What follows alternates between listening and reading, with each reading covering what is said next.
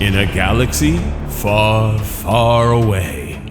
All right, it's not that far. It's in Orlando, and it's Disney, and, well, they created this immersive experience that costs, just around $6,000. Look, Star Wars is a super popular brand, but what's it worth to you? We asked our readers, what would it take for you to book a trip on the Galactic Starcruiser? Galactic Starcruiser. All right, y'all. You guys really have me hosting the episode about Galactic Starcruiser, where we're gonna talk about this publicly. This is what we decided to do. Is this what's happening now? Yeah. Okay. All right. Deep breath, everybody. All right. In, out. Okay, so Starcruiser is a one-of-a-kind experience, and I'm going to say this first and foremost. We are not here to defend the Starcruiser in any way. Specifically me, I don't have any skin in the game anymore. But we will debunk any misconceptions, because as someone who is very close to it, I truly believe you cannot judge the Starcruiser until you've done it. And same thing with Quincy, who got to experience the Starcruiser. We can talk about it as much as we want, but until you've really experienced it, it's really hard to explain what it is until you've really seen it and done it and tasted it and done all the things. But my really, favorite part of the Starcruiser is that I met Sage there. Single tear. That is literally where our like friendship, AllEars relationship True. began. It was crazy. Yeah. But what we were talking about today is, what would it take? What would it take for you to actually book a trip on the Galactic Starcruiser experience? We can, real quick, I'll just run down what I think the Galactic Starcruiser is before we get into it. The Galactic Starcruiser is not a hotel. It is an immersive theatrical experience that with interactive gameplay, live action role play experience that you can also sleep there and you eat stuff too. Again, it's hard to explain unless you've actually done it, but Quincy, let's get into it. What's your thought?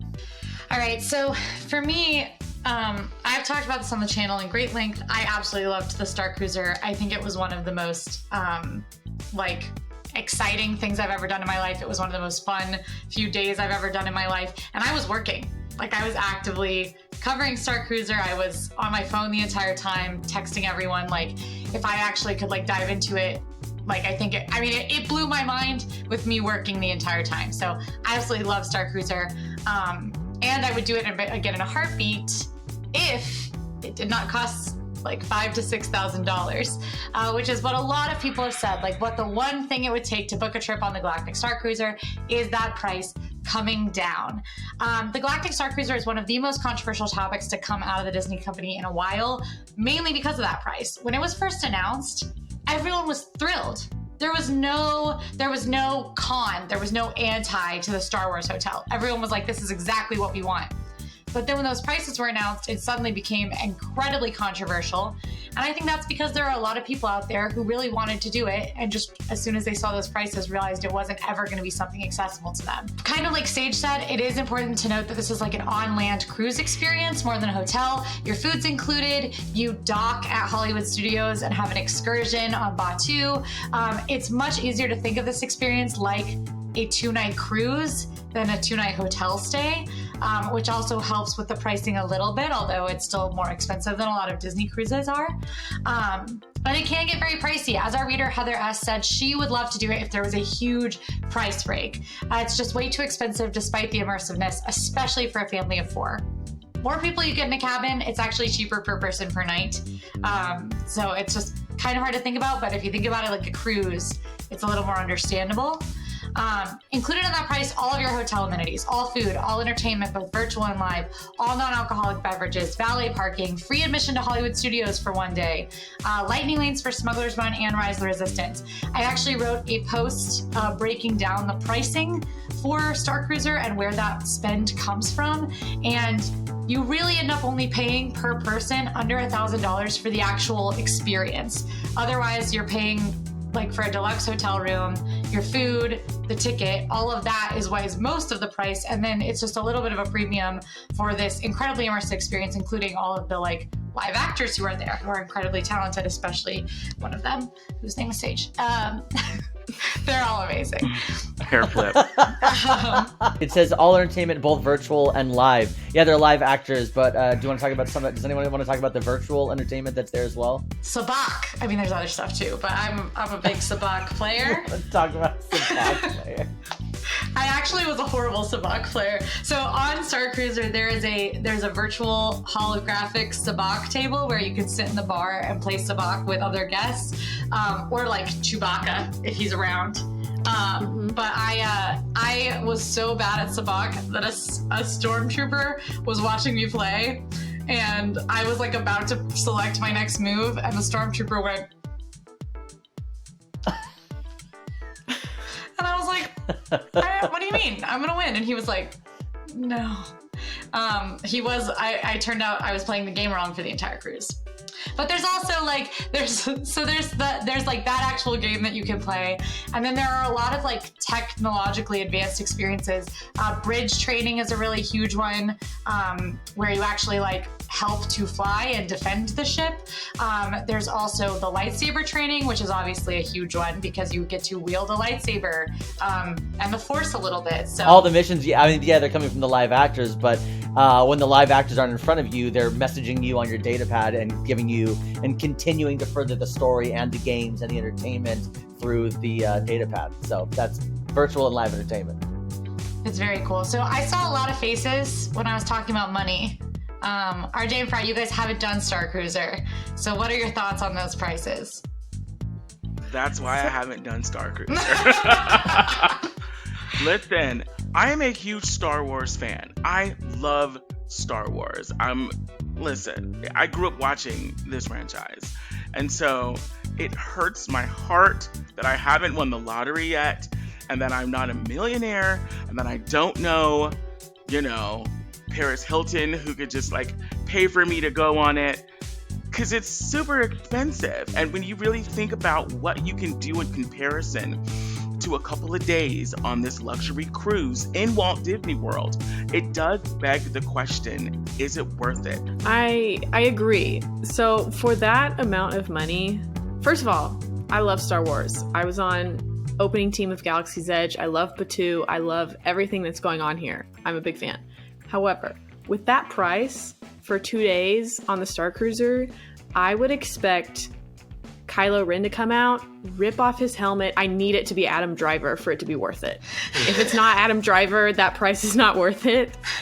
If it was him, then I would be like, oh, I'll pay $12,000, doesn't matter. But for that amount of money, it's just, it's so much money. I can't do that for 2 days. Like RJ was saying, like if I'm spending that amount of money to go to Disney World, I'm doing everything, like not just 2 nights on the Starcruiser. Like it has to be more than that. And it looks so awesome, and I know I would love it. I know I would absolutely have the best time on the Starcruiser, but that is too much money. I can't justify it right now. As our reader Jeremy M said, the fact that my wife and I can go to the Bahamas on a Disney cruise, of which the Wish has its own Star Wars experiences, for half the price of the Starcruiser is absolutely ridiculous. And I totally get that sentiment, because you really do have to think about this like it's a cruise. So then if you're thinking about it like it's a cruise, you're comparing it to cruising. Now granted, on the Wish, I don't feel like I'm actually in space. I don't feel like I'm actually a part of the Star Wars universe, as I do on, even in the Star Wars bar, I didn't feel that way, like I do on Starcruiser. So it's definitely, you're looking at different things. Like this experience is for a niche group of people. We all happen to fall into that niche group of people, but unfortunately we don't fall into the niche within the niche of that group of people that can also afford the experience, which hopefully if the experience does drop in price ever or offer discounts, the problem is, like I said, the cost makes sense. Like Disney's actual pricing for this, and frankly, I said a year ago that I would never say this publicly, but I'm gonna say it right now. When prices came out, I thought they were really low for the experience. I was expecting them to be much higher. That doesn't mean I can afford them. That doesn't mean I was like, wow, cheap. But when I heard Disney was doing a fully immersive Star Wars hotel, I was expecting it to be $10,000 for 2 nights. Now, I'm not kidding. And when I saw that a family of 4 could do it for $6,000, I was shocked. I truly was shocked. I knew either way that I was not going to be able to afford it, but I was shocked by how low the pricing was. And having broken down the pricing, it makes sense. So that's why we haven't seen those price drops. It's why we aren't seeing a lot of discounts. Disney Vacation Club has gotten discounts. I believe that's it. It's because, I know it sounds wild, but they're pricing it relatively fairly for the level of experience they're putting on. That's such the hard sell, though, is because, you don't know what you don't know, and like for people to say, so you said with your breakdown it's an additional $1,000, right? Like that's what you're paying for the immersive experience part of it. If you're it is such a niche audience, but also it's a boutique experience. Like that's the thing we also always have to remember. There's only 99 rooms. There's not 5,000 people like there would be on a normal cruise. I mean, it kind of makes sense to me, but again, I know. And that's a really great point too, because there's 4 seats at the sabacc table, and I could play as much as I wanted. 4 seats on a cruise, on the whole cruise, and I felt like I got enough of the sabacc. I felt like I got to play plenty. Whereas on the Wish, I felt like I waited for the elevator for 17 years, and we weren't even on a full capacity cruise. On a Disney cruise, there's over 1,000 rooms, 1,200 rooms. Think of that, like compared to 99. The elevators, why am I waiting so long? The amount of time, never in my life would I choose to go up 10 flights of stairs for any reason. You know how often I do that on a Disney cruise? Because it's not a boutique experience. The beach chairs are all taken up. Everybody's next to you. The pools are full. The adults-only pool is full. There are lines at the restaurants. That's not the case on Starcruiser. That's part of what you're paying for. It's like a special boutique experience. That's a really good point. Right. With it being such a boutique experience, the big thing about Starcruiser that people always talk about is, wow, I can't believe they remembered my name. Like, we developed a friendship with an actual Star Wars character. Well, that's because there was only 350 people on board. Imagine an actor trying to remember 4,000 to 5,000 people's names. That's never going to happen. Another thing that not a lot of people talk about, that's a smaller thing, but honestly not really, is that the quality of food on Starcruiser is way beyond what people expect and way beyond what you get on Disney Cruise Line. I consider it, I think cruise food is good. I just think it feels mass produced. Starcruiser food doesn't feel like that because they're only feeding 99 rooms worth of people. And the food is all really, really interesting and really good. There is a Scotch egg that they fry in funnel cake batter, and I literally think about it once every 3 days. It's served on the last morning of the cruise, but it is so good. RJ and Fry, you have had similar cruise experiences for sure, not Star Wars cruise, but of having so many people, and that's one of my least favorite parts about being on a cruise, is being stuck on a boat with thousands and thousands of people. What are your thoughts? Yeah, even this past cruise that Emma and I went on with the Dream, it just felt like there were so many people. We had a great time, of course, but you can see in our videos, the audio quality on our videos weren't great because there were so many people all around us the whole time. So to go on an experience with the Starcruiser and not have that sounds wonderful, and that sounds otherworldly, because you can't do that anywhere in Disney World. The number of times I was hanging out with Star Wars characters, it was just me and them. We're just chilling. We weren't chilling. There was a lot happening, actually. We were, in fact, doing a lot. But I helped hide Chewbacca, and it was me walking down the hall with Chewbacca. And played sabacc with a stormtrooper, and Sammy came up to me in the lobby to ask me for my help. Me specifically. He wasn't talking to anybody else. Nobody was crowding him. It's really cool. It's super cool. It makes you feel like you're part of the story in a way that other experiences can't allow for that. They can't accommodate it because of the nature of them. I just got off of the Disney Wonder, and I was low-key wondering why there are so many people on there. You like how I did that? No, that's seriously. Why they call it that. Seriously, it was fun. It was great. I love cruising. I'm a cruiser, period. And so I feel being able to go and be on a space cruise that is crowd controlled. That's the dream. But it speaks to this being, like you said, a boutique, a luxury experience. When I think of this, when I think of the Halcyon, when I think of the Galactic Starcruiser, I'm thinking this is a luxury experience, right? Because as you said, Quincy, you got to spend time with Chewbacca one-on-one. You know what I mean? I was in Batu and I saw him walk by and I was like, what's up? He was like, hey, what's up? I got to get out of here. Sorry. These people are a little bit too much for me. I'm out. Now, echoing what we've been saying, Sarah says, I really want to go and it seems so fun, but I have lots of other Disney adventures on my wish list that are less expensive or go to amazing places for that cost. People always ask the question, specifically for someone who is as close to the project as I am, is it worth it? All right. My honest answer has always been, if you can afford it, totally. However, if it's your only vacation and you've never been to Europe or an actual cruise, do that first. Quincy, what is the number one favorite moment on the Starcruiser when you went? Like your top, like this was the pinnacle for me. There were a lot of really amazing moments on Starcruiser. There are like a core 3 that I talk about when I explain Starcruiser. One of them was Sammy coming up to me in the atrium and saying like, hey, listen, I need you to go distract stormtroopers right now. And me being like, okay. That's one that I talk about. My favorite moment, there's no contest. And I'm going to try to talk about this in a way that is not spoilery. Because it is a massive spoiler, and part of the reason it was so great for me was that it was a surprise.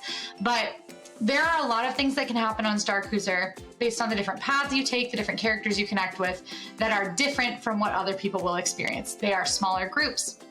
And I got invited to a gathering in the lightsaber training room that was about 20 people.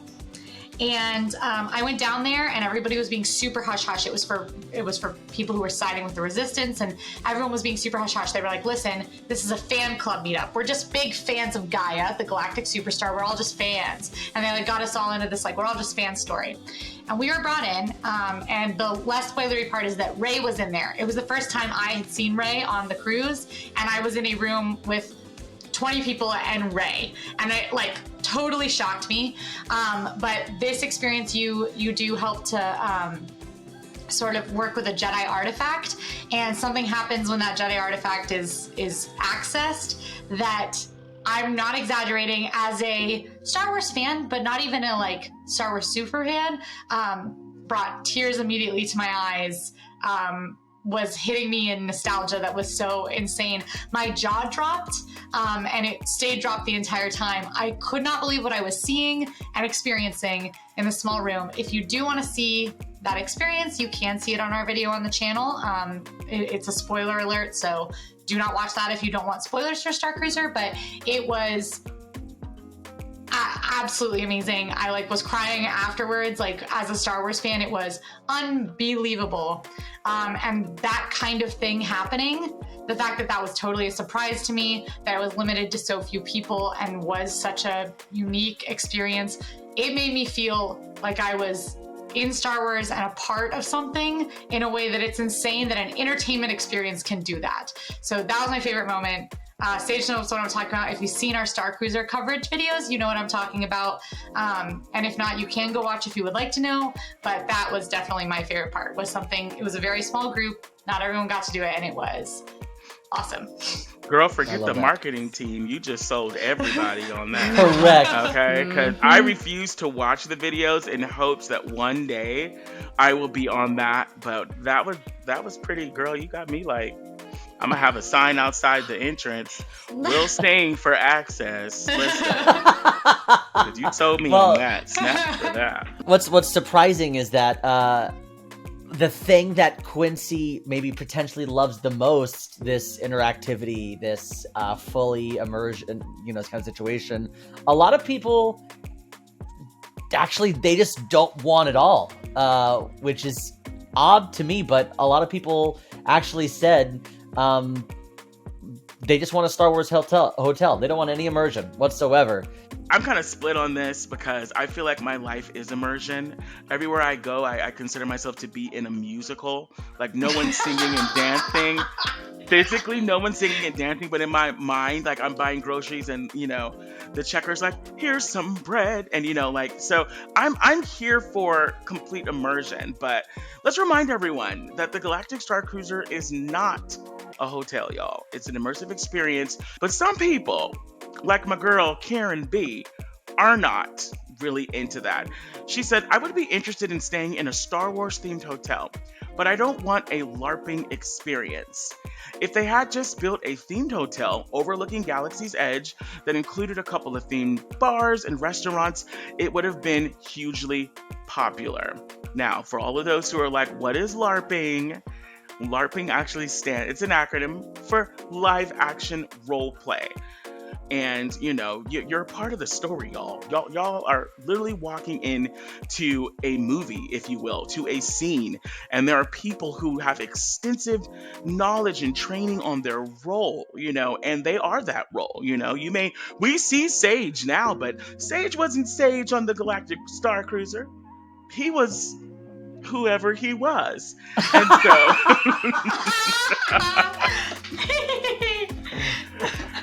And so exactly. Exactly. Listen. That proves that you're not that you're staying true to the no spoilers thing. Props to you. Listen, I'm sorry. I refuse, you guys, because my dream one day is to go on this. So I haven't looked at basically any content except for like props pictures to you, because that's hard to not see anything. Yeah, listen, I had to be off of Instagram for like 2 weeks, and y'all know that was hard for me. Being uncomfortable with LARPing, live action role play, is totally okay. However, many of our readers who have been on the Galactic Starcruiser have said it's okay. You don't have to be into LARPing. The actors often meet you where you are at, or simply leave you alone as an observer.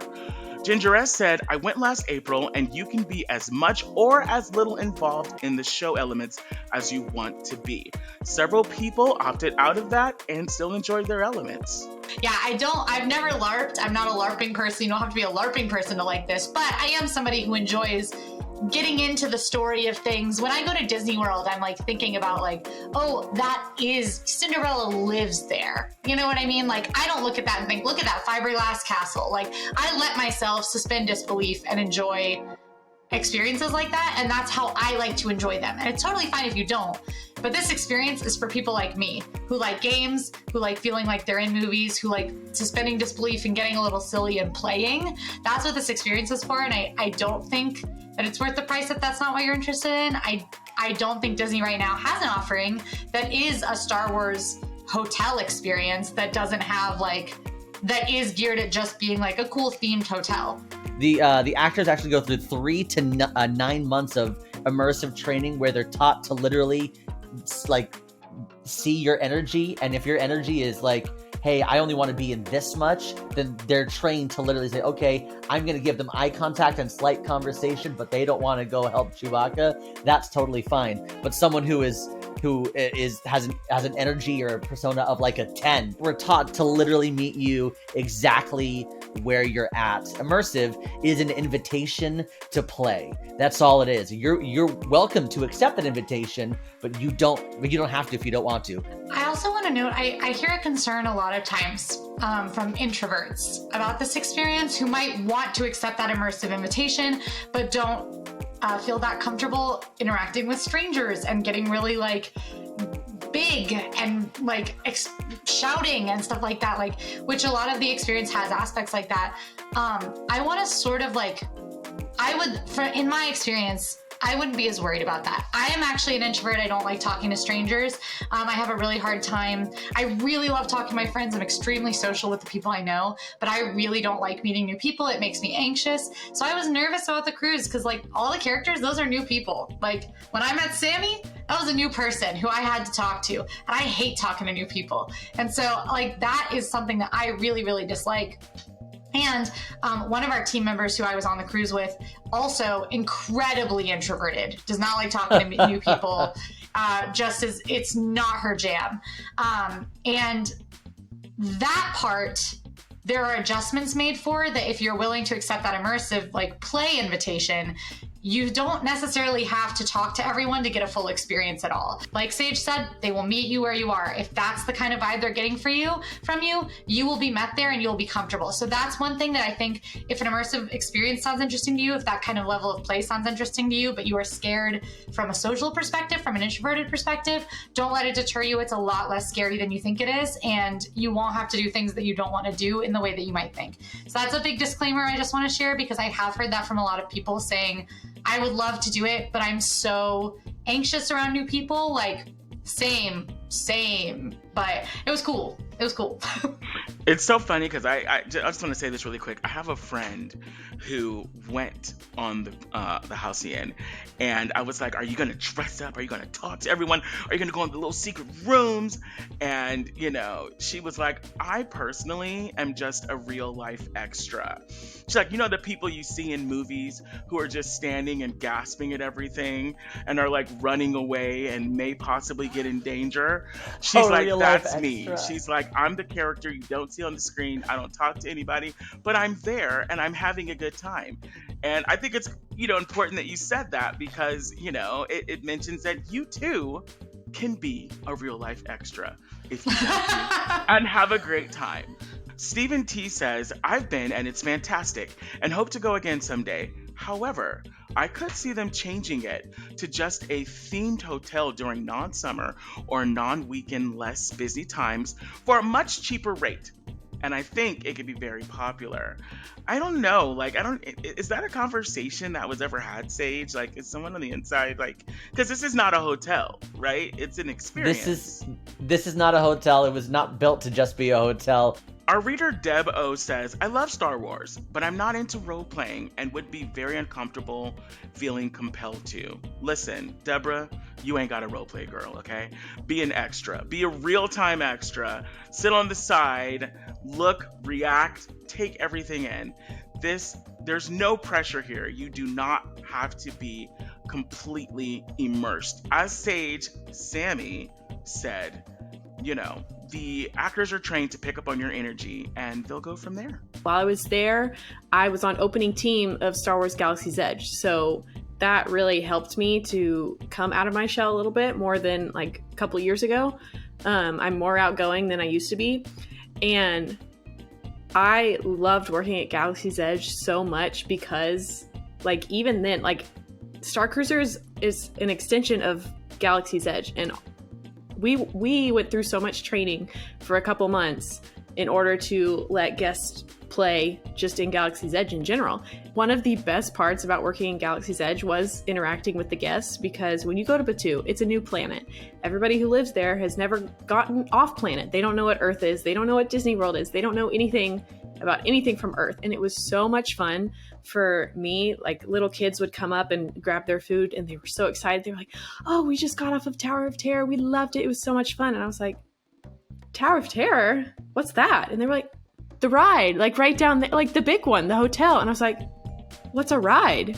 And they were like, you don't know what a ride is? And I was like, no, can you, what is it? Explain it to me. And then they would you could kind of tell, some people would get it a little bit. And then other guests, sometimes it would make guests a little angry because they didn't want to play. So you had to kind of judge when they first came up to you to kind of determine, are they going to play? Are they not going to play?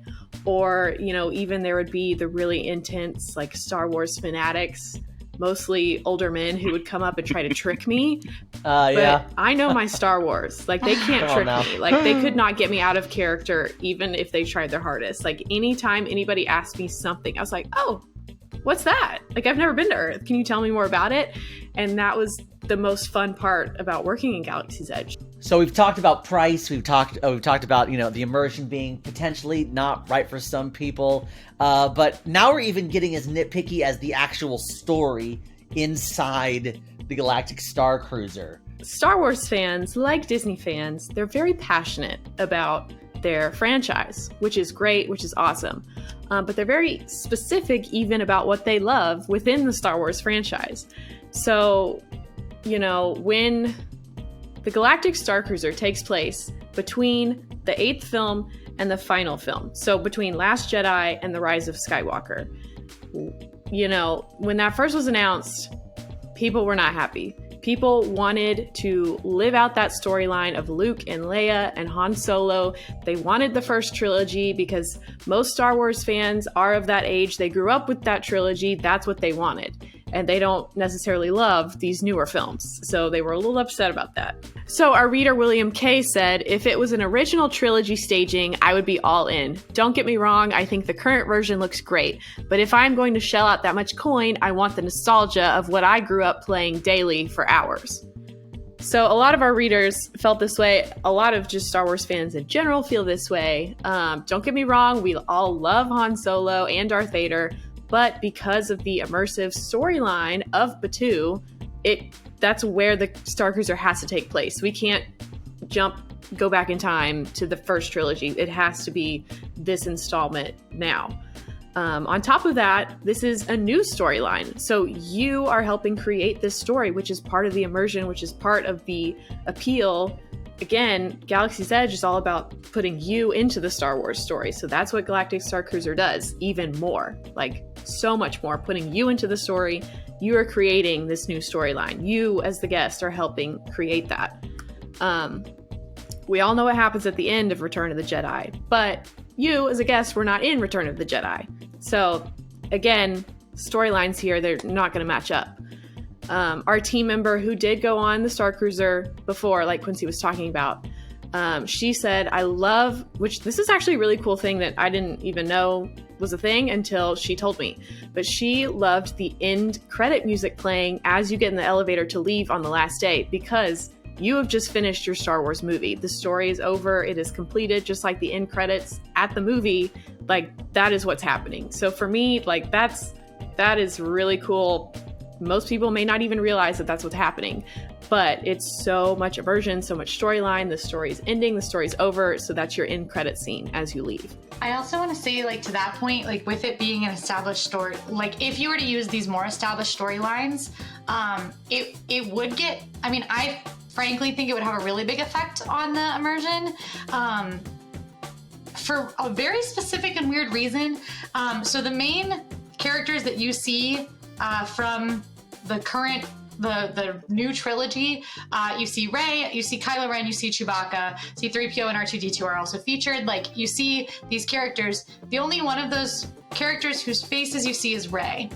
And I actually think that if you had the original trilogy and I had to see Luke, Leia, and Han, and it wasn't young Harrison Ford, young Mark Hamill, and young Carrie Fisher, it would break my immersion. I would be like, well, that's not Leia. You know what I mean? Like, that would really, because those faces are so ingrained for me. Like, Rey, true, but I meet Rey all the time in Batuu, and it doesn't, like, it feels pretty immersive, and it's only Rey whose face you see.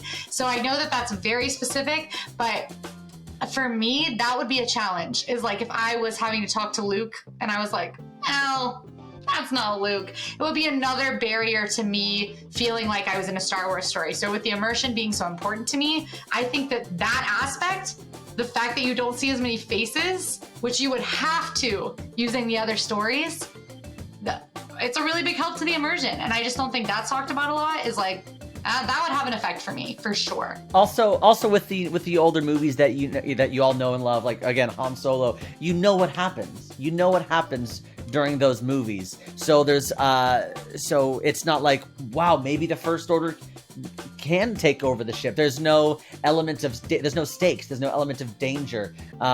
There's no hero moments that, like, wow, what I'm doing is actually making an impact on this story. Because if you're like, hey, we need you to help blow up the Death Star, well, you know the Death Star is gonna blow up. Spoiler alert, in case you haven't seen that movie.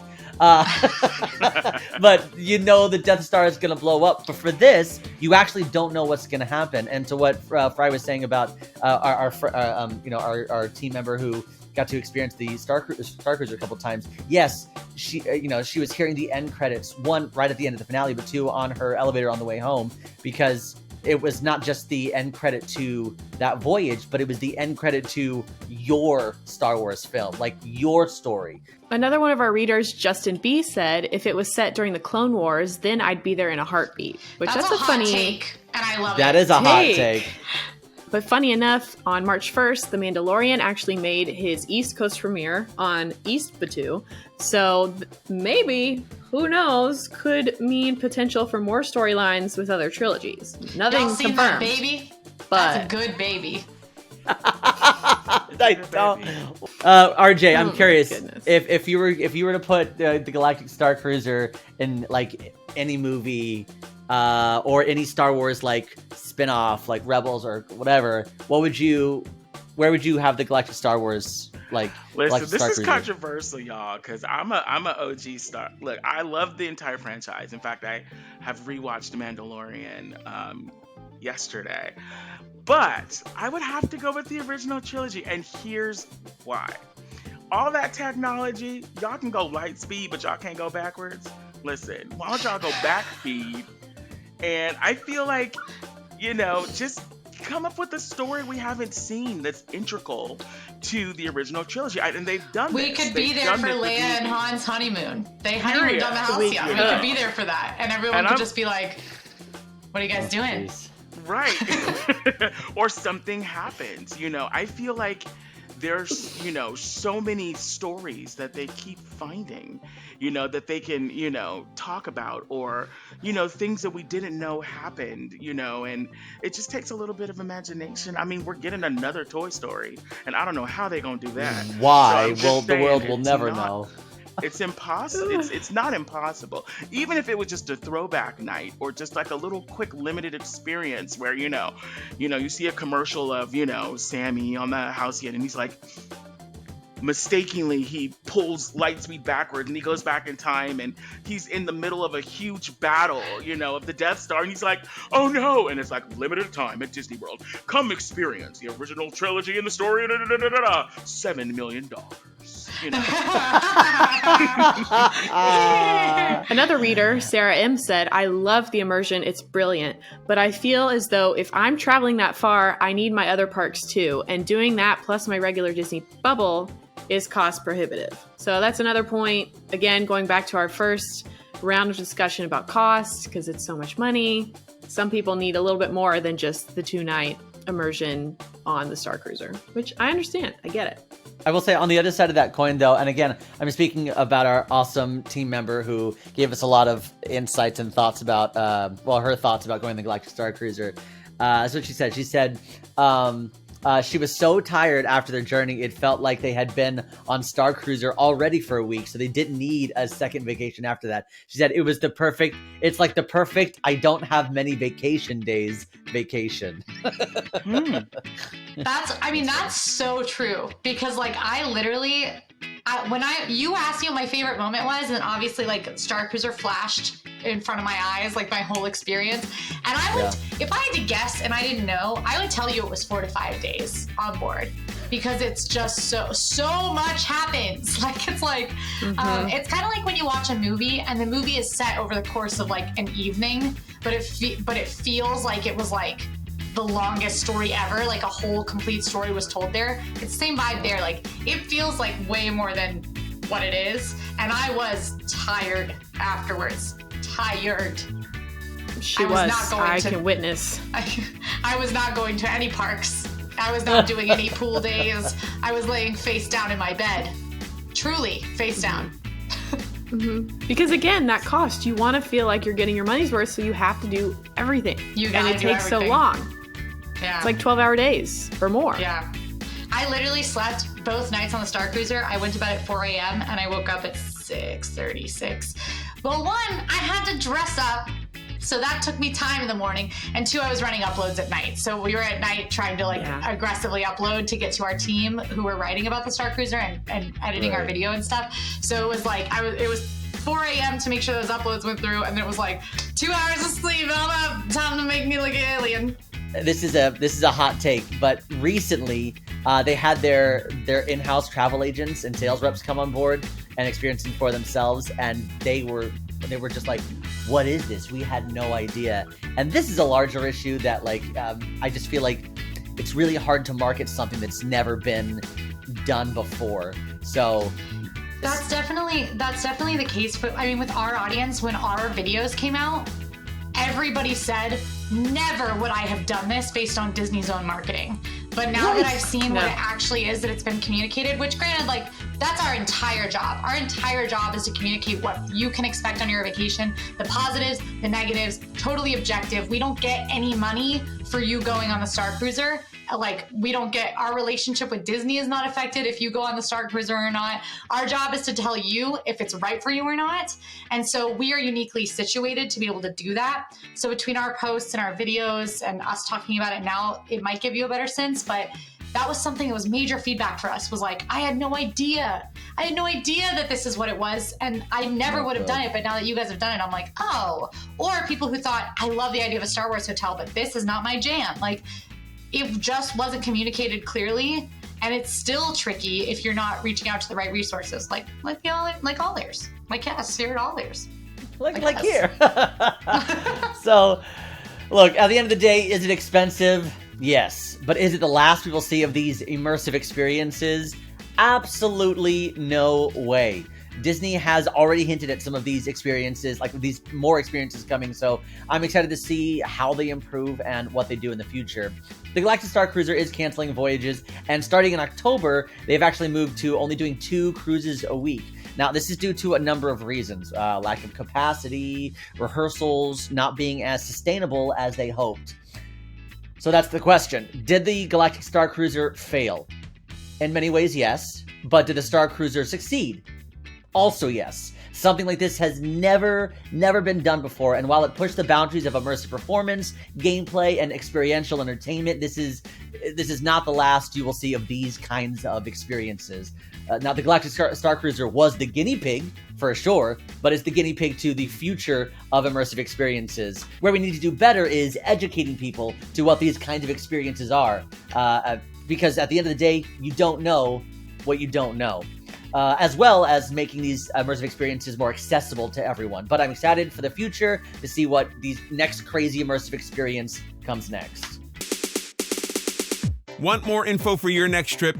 Do a search on AllEars.net for anything Disney or Universal and get results that will blow you away. Be sure to like and subscribe, and most important, join the AllEars community by following us on social media at AllEars.net. Have some thoughts the cast missed? Let us know down in the comments. This is Chris for AllEars.net. See you next time.